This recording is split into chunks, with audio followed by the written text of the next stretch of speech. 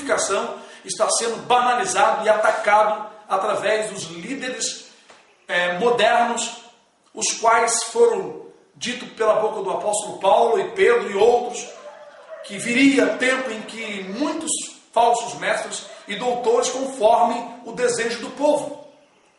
Como, por exemplo, aqui no livro de Jeremias, no capítulo 5, versículo 31, diz: os profetas profetizam falsamente, e os sacerdotes dominam pelas mãos dos profetas deles, e o meu povo assim o deseja. E que farei no fim disto?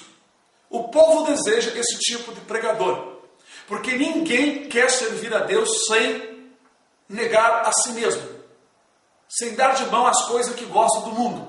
Por isso que o evangelho da prosperidade é uma praga que contaminou o coração de muita gente.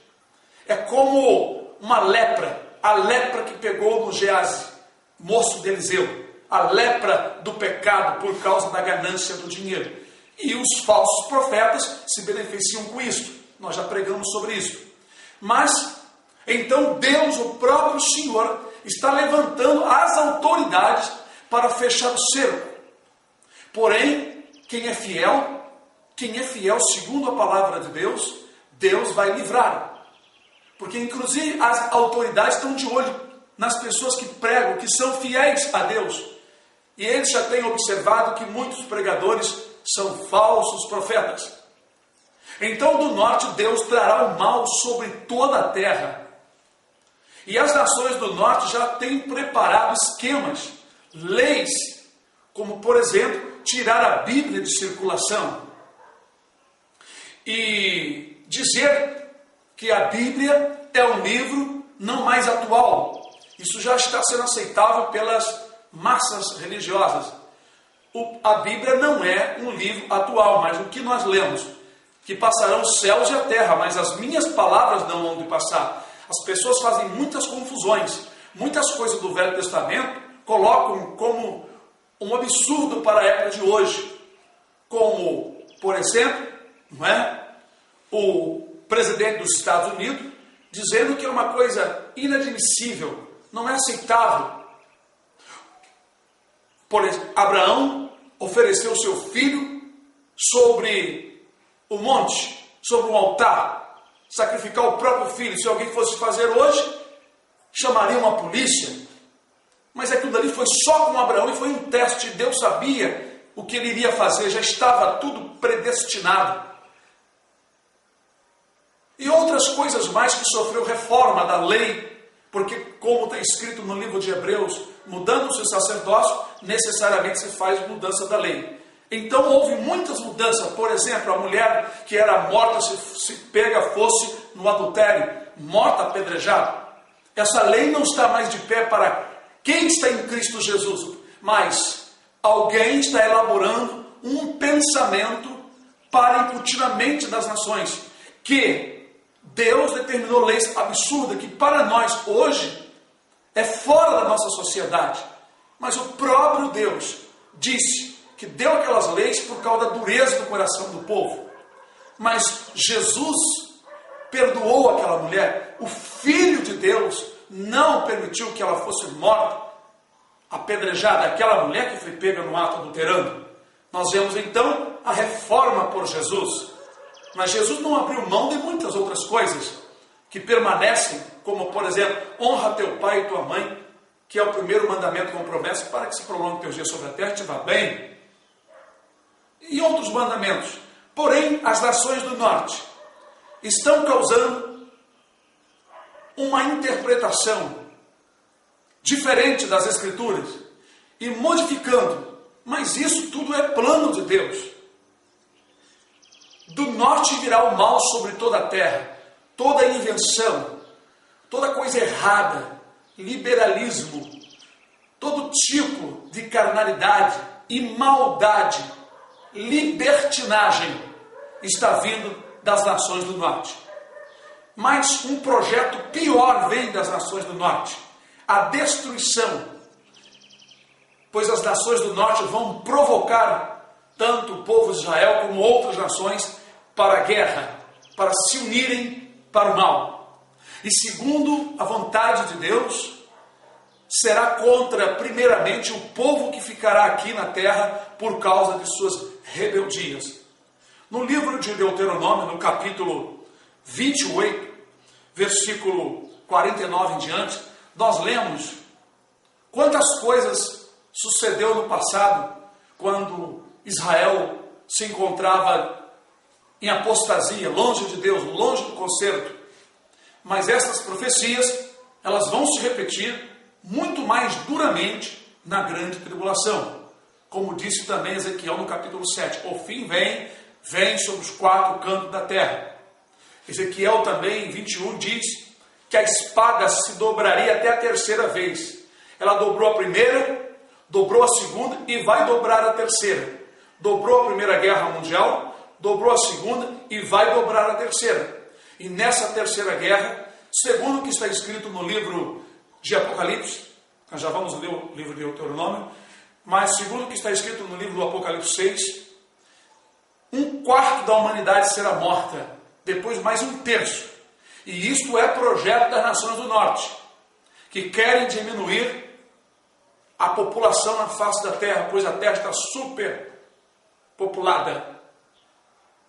Assim, já estão aos pouquinhos invertendo muitas leis, como por exemplo, favorecendo as mulheres que querem abortar. Mas na realidade é um começo para diminuir a população da terra. Só vai faltar implantar no nosso país, no Brasil, como está na China.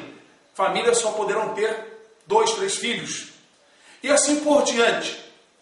Mas ninguém vai parar isto, porque segundo as Escrituras, estas coisas vão acontecer para cumprir a palavra de Deus, pois Ele traz um mal sobre toda a humanidade.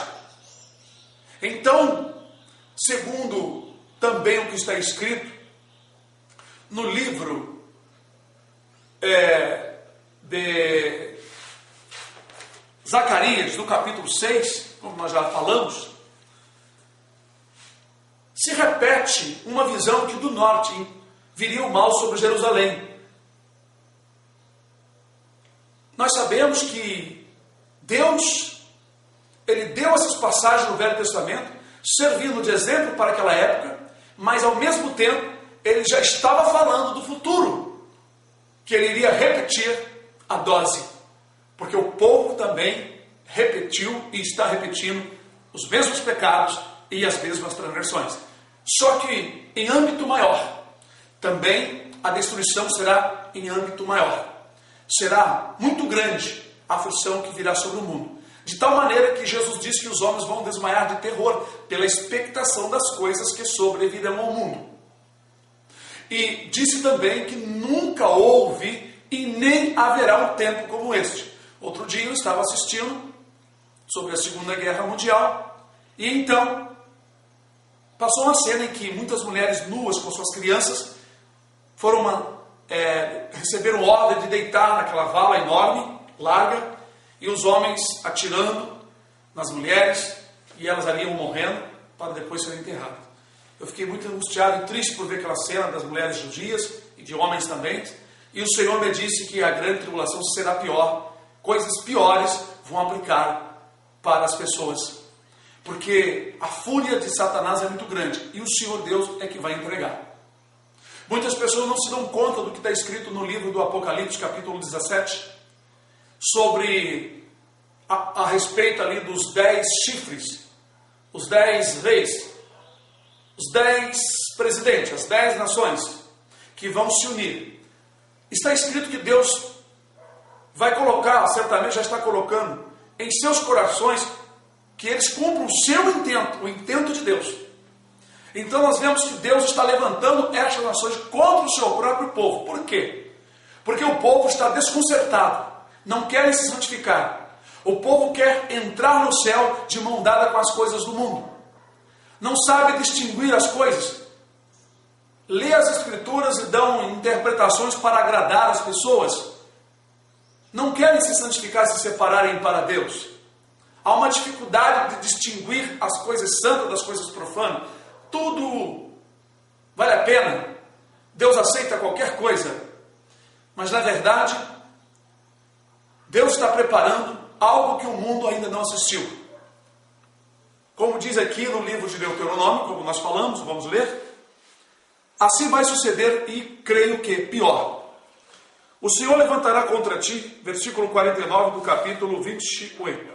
O Senhor levantará contra ti uma nação de longe, da extremidade da terra, que voa como a águia, nação cuja língua não entenderás, nação feroz de rosto, que não atentará para o rosto do velho, nem se apiedará do moço, e comerá o fruto dos teus animais, e o fruto da tua terra, até que seja destruído, e não te deixará grão, mosto, nem azeite, criação das tuas vacas, nem rebanhos das tuas ovelhas, até que te tenha consumido, e te angustiará em todas as tuas portas, até que venha a cair os teus altos e fortes muros, em que confiavas, e em toda a tua terra, e te angustiará até que todas as tuas portas, em todas a tua terra, que te tem dado o Senhor teu Deus, e comerás o fruto do teu ventre, a carne de teus filhos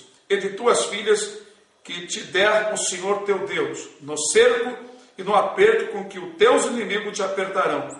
Quanto ao homem mais mimoso e muito delicado entre ti, o seu olho será maligno contra o seu irmão, e contra a mulher de seu regaço, e contra os demais de seus filhos que ainda lhe ficarem, de sorte que não dará a nenhum deles da carne de seus filhos que ele comer, porquanto nada lhe ficou de resto, no cerco e no aperto com que o teu inimigo te apertará em todas as tuas portas.